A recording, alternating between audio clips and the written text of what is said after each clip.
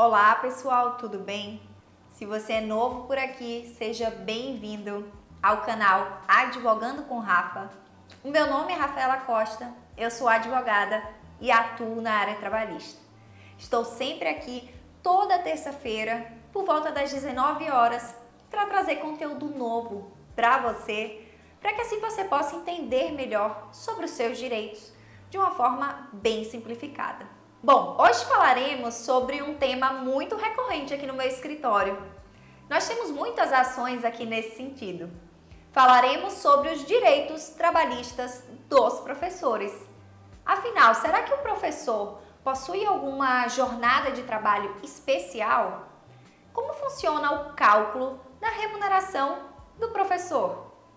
Ele tem direito a adicional de titulação, quinquênios, ao recebimento pela orientação dos alunos nos trabalhos de conclusão de curso, no TCC, ou mesmo por participar de bancas de TCC? Antes de esclarecer sobre esses questionamentos e muito mais, aproveita, já se inscreve aqui no canal, basta clicar no botão inscrever-se, que está logo aqui abaixo, ativa o sininho de notificação, que também está logo aqui abaixo, para que assim você possa ser avisado quando sair conteúdo novo por aqui e dar o seu like.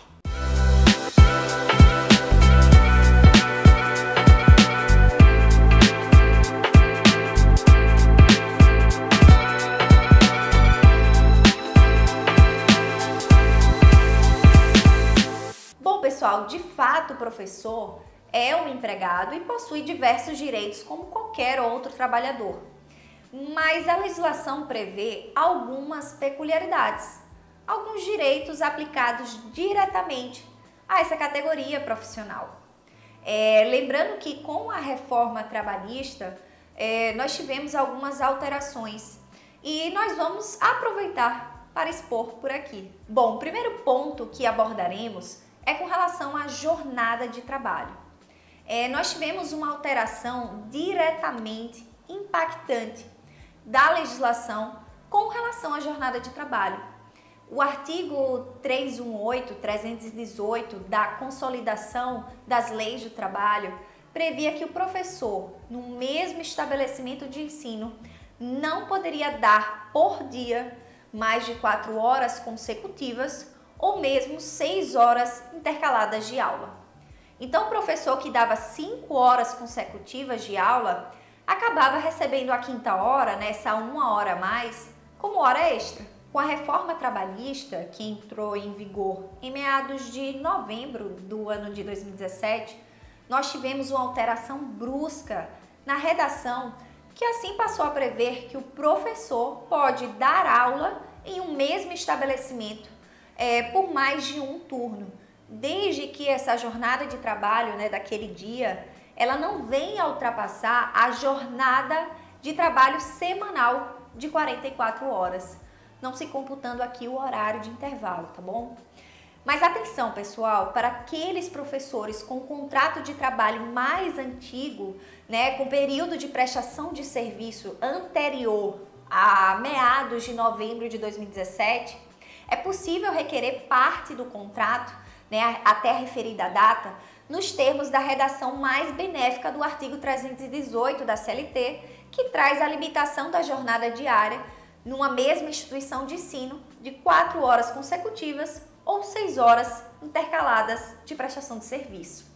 Lembrando que é possível que normas coletivas, como convenções ou acordos coletivos, venham a trazer previsões diferentes, inclusive mais benéficas, devendo, portanto, serem observadas.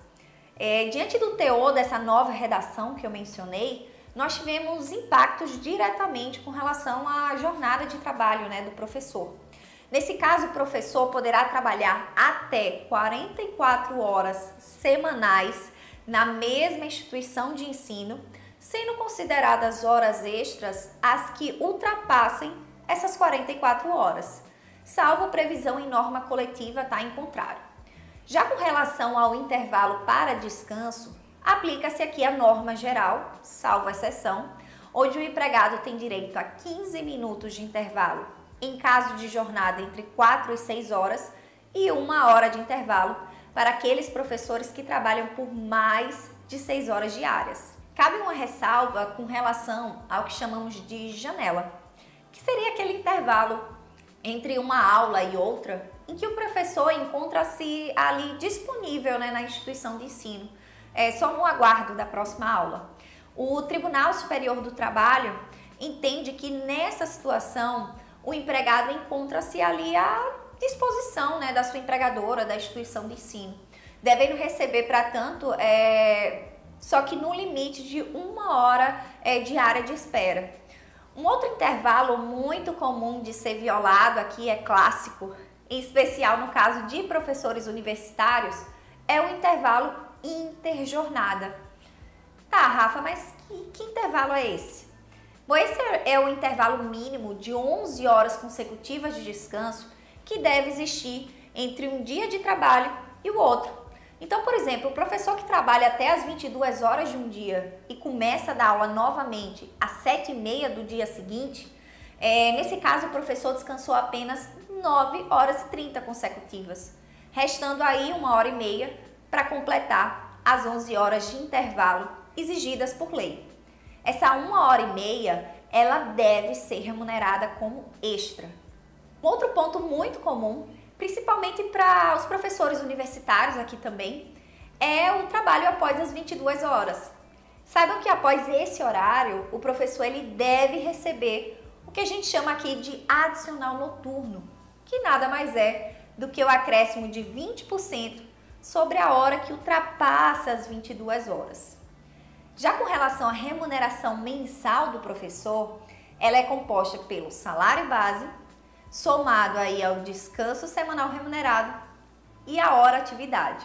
O cálculo do salário base é feito da seguinte forma. Primeiro nós pegamos o número de aulas semanais, multiplicamos por 4,5 semanas, tá? Que é o que corresponde a um mês, e por fim multiplicamos esse resultado pelo valor da hora-aula. Vale uma ressalva com relação à remuneração do descanso semanal remunerado. Bom, nesse caso, ele corresponde a 1/6 do salário base do professor, podendo ser somado aí acrescido da hora-atividade, que é aquela hora em que o professor está ali preparando as aulas, as provas, as atividades, dentre outras atribuições, desde que assim tenha previsão ali em norma coletiva, podendo ainda sofrer um acréscimo das horas extras e do adicional noturno, por exemplo. Lembrando, pessoal, que aqui estamos falando de professores da rede privada, tudo bem? Chama a atenção aqui dos professores universitários que orientam alunos nos trabalhos de conclusão de curso, o que chamamos de TCC, ou mesmo participam de bancas de TCC com o intuito de avaliar aqueles alunos. Muitas vezes esses profissionais acabam exercendo essas funções fora do horário de trabalho para o qual ele foi contratado, sem receber qualquer remuneração para tanto. Saibam que é possível requerer pelas horas trabalhadas nas referidas funções. Afinal, o trabalho de conclusão de curso é uma verdadeira disciplina, a ser concluída pelo aquele aluno. Ela é imprescindível para a conclusão da própria graduação, sendo que a instituição de ensino ela precisa oferecer todas as condições para que isso ocorra, ofertando a orientação em si, a matéria, e a composição de banca avaliadora para fins de aprovação. Assim mesmo que pese em algum benefício pessoal, que venha a ter o empregado ao participar de uma banca de TCC, a atividade em verdade ela aproveita essencialmente aquele empregador, que assim se aproveita daquela energia de trabalho ali desprendida pelo profissional, que necessita não apenas compor uma banca ali de corpo presente, mas ele precisa avaliar o aluno que ali se apresenta, dar notas e a respectiva aprovação ou reprovação na dada matéria, que é indispensável para a conclusão do curso. Essas horas extras dedicadas fora do horário de trabalho que foi contratado, elas devem ser pagas. Atentem-se ainda que algumas vantagens podem estar dispostas em convenções ou acordos coletivos, como adicional ou vantagem de titulação ou mesmo quinquênio. Então, por exemplo, um professor com especialização, mestrado ou doutorado, ele pode receber um percentual de 5, de 10, de 15, de 20% a mais no seu contra-cheque pelo título que possui. Ou mesmo receber 5% a mais no seu contra-cheque após prestar serviço ali de forma ininterrupta numa mesma empresa, numa mesma instituição de ensino. São direitos que normalmente encontram-se previstos em convenções e acordos coletivos, como eu falei anteriormente. É importante que você procure uma advogada trabalhista para analisar e ver se esses valores estão sendo pagos da forma devida. Caso negativo, é possível solicitá-los por meio de um processo judicial. Tudo bem? Por fim, pessoal, temos a possibilidade de previsão de uma norma coletiva de garantia de emprego pré-aposentadoria. Essa garantia nada mais é do que a vedação, a proibição de demissão de professores que estejam há X anos ali para se aposentar, imediatamente anterior à complementação do tempo para aposentadoria. Só que para que essa garantia ela seja de fato, para que ela seja efetivada, o trabalhador ele deverá informar a empresa por escrito, no prazo que antecede 1 ano a complementação do tempo para aposentadoria. Bom, pessoal, é isso. Espero que vocês tenham gostado do conteúdo abordado nesse vídeo.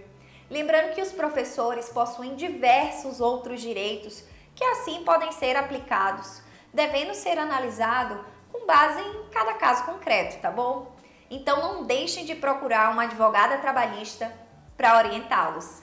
Por favor, caso tenham dúvidas ou sugestões de tema para abordarmos por aqui, deixem nos comentários logo aqui abaixo. Não esquece de se inscrever aqui no canal se você ainda não se inscreveu, enviar esse vídeo para o colega de profissão que precisa saber sobre o assunto e dar o seu like. Espero vocês na próxima terça. Até lá!